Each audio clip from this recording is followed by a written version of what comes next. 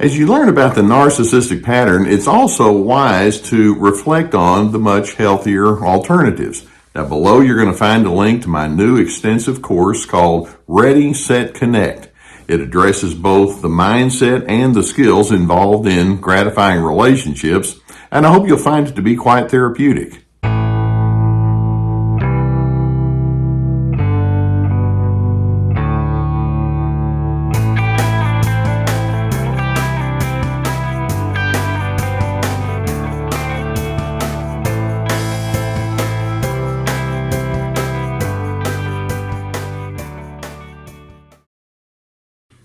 When a person is way down the spectrum on that pattern of narcissism, we can very safely say that what you see on the outside is often quite different from what they carry on the inside. Now, on the outside, you're going to see that a narcissist has to be in control. They're very bossy and critical and negative toward you. They have an attitude of entitlement. They want you to feed them. They have an indifference to you and your needs and your feelings. They have very low levels of empathy. And in general, they can come across as very blustery and very difficult to engage with, especially in moments of strain and tension and conflict. Now, I want you to think very carefully on that. Do those kind of ingredients sound like a person who is confident in themselves? Does that sound like something that you would expect from a mature person? And of course, the answer is a very easy no, not at all. When an individual convinces themselves that it really is okay to step all over other individuals and make themselves the center of whatever requirements there are in the social circle, that implies that there's something pretty pathological on the inside. And basically, we can say that narcissists are defined by an exaggerated sense of insecurity. And then, of course, you can notice when we say insecure, they have very thick walls of defense around themselves. They're unable to admit their faults. They lie easily, and they're constantly the victim, and they're easily agitated. That's what's really pushing all of those kind of ingredients, their insecurity. And all of that points to fear. Narcissists are fear-based individuals. That's what keeps that insecurity alive. They don't trust you. But at a deeper level, they don't trust themselves, which is why they go into their heavy cover-up and they project their unfinished business onto you. That's part of their defensiveness.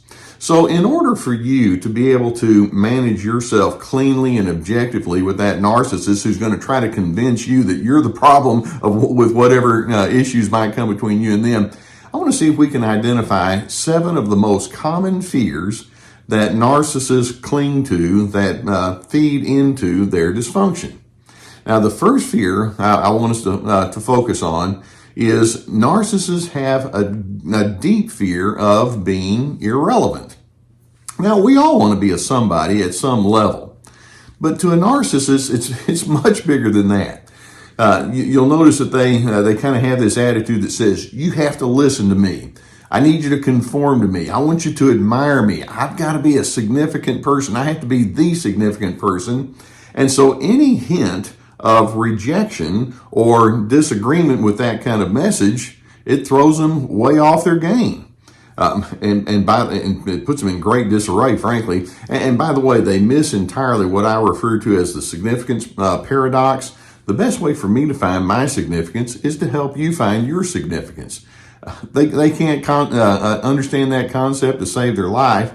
They want to be relevant, but in doing so, it means that they're going to squash you in the process. A second fear that they have, and that is they fear being out of control. And this is another one of those things that they just go about it in such a backwards kind of way. Now, when we say they need to be in control, that's the bossiness. That's them telling you what to do and the unsolicited advice. They want you to comply with all of their wishes. But ironically, what they don't understand is the more they have a need to be in control, the more out of control they become. And frankly, the more out of control others are too. It completely does not cross their mind to think, well, the best way to be in control is to quit trying to be so in control. Diplomacy and give and take is not something that's in their wheelhouse. They fear being out of control, and so they have their irrational need to try to be in control. Now, a third fear that they have, and this is enormous, is they fear emotional vulnerability. Now, don't we all have times when we have our uncertainties or our moments where we just feel less than adequate? And of course we do. And when you have a healthy relationship, there are times when you can share your needs and you can talk about who you are and your dreams and your aspirations and some of the struggles you might have had on the inside as you're trying to match pitch with all of that. The narcissist has decided a long time ago, there is no way that I'm going to make myself emotionally vulnerable. To them, exposing something like that produces great shame, because you see, ultimately, down at the base of all of this fear is shame. They're ashamed of being found out for what they are. And so they have to stay on their superior throne because they greatly fear being vulnerable, because that means they have to give up a certain amount of power. And it's all about power, you know. A fourth fear that they operate with is they fear looking foolish. Now, see, right along with that emotional vulnerability that they fear, they don't want their mistakes or inadequacies to come along. Now, let's say they're working on a project and it just didn't play out very well. It's like, I don't want anybody to know about that. Or they had blunders or something like that, or they just did something that was kind of silly and you're teasing them and they can't take a joke. Anything that makes them look human or makes them look less than ideal to them equates to humiliation, and they fear that greatly. Now, a fifth fear that they operate with is they fear diversity.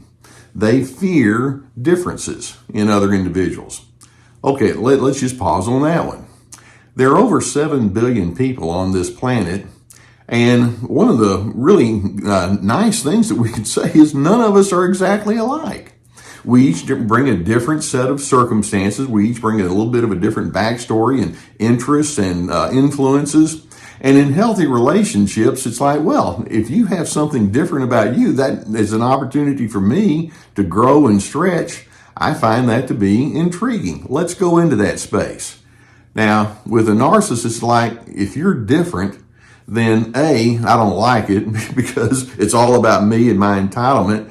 But B, I don't know what to do with your differentness. They don't have a sense of curiosity. They don't have a willingness to blend. And basically, in your differences, they interpret that as you perhaps maybe finding them to be defective. They don't have any kind of open-mindedness, and basically it's like, I don't know what to do with people who aren't on my agenda, or I just find you to be so defective, I don't want to try to do that. But they fear diversity. Now, a sixth fear that they have is they fear being held accountable. You may have some boundaries that you want to maintain with them. You know, this is what I do believe in, or these are the things that I will go along with. Now, they'll just step all over those boundaries. But then when you say, no, I want to hold you accountable. I want to make sure that we have right parameters in place and stipulations and consequences. It's like, I can't stand that.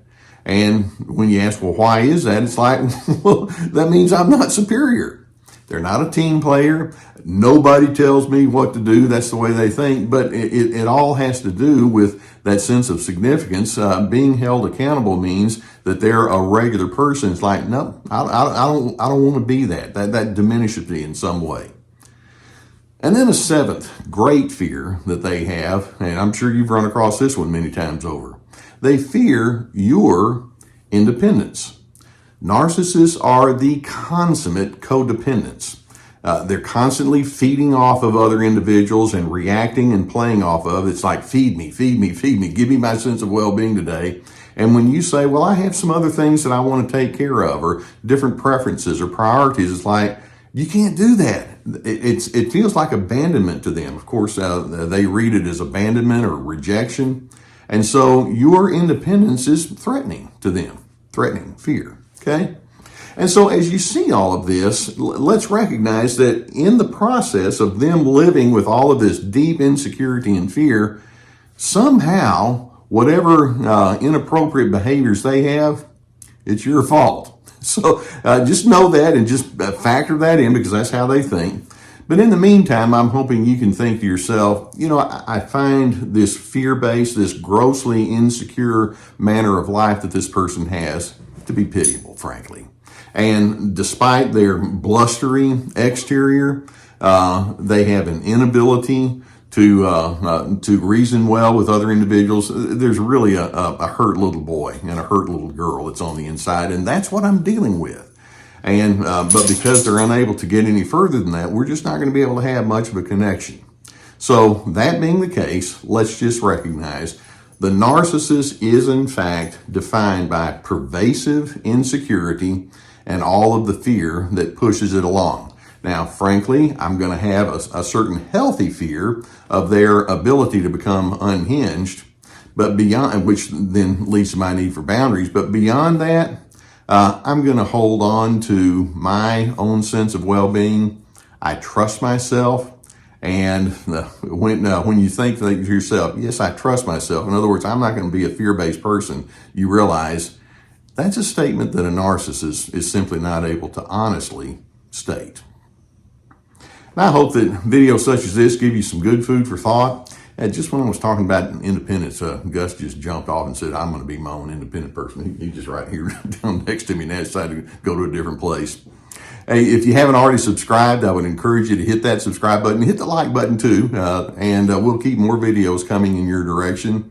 If you have a need for therapy, and many times when you go through these kind of things, it's like, man, I could use somebody that could help me sift this out. I'm so pleased to be sponsored by the people at BetterHelp.com. There's a whole team of licensed professional therapists that you can select from. We have a link below that will take you to their website and they can assist you. I would strongly encourage you to go in that path if that's something that you would have a need for. In addition, I have my therapeutic courses, and this is like signing up for online classes. It's very extensive. Each course has multiple videos with teaching documents that accompany it. It's yours to keep for as long as you want, permanently. Guided questions. We have Ready, Set, Connect, which is all about making healthy connections. We have This Is Me, about setting those boundaries, Free to Be, finding yourself despite those controllers. We have my podcast now, and it's growing, and I'm very pleased with the way it's playing out. I have my own comments, and then I have some interviews on that. And then in addition, we have our website and many other resources that are listed below. And we have my books as well. I'm so pleased that you allow me to be on your journey with you. I truly am.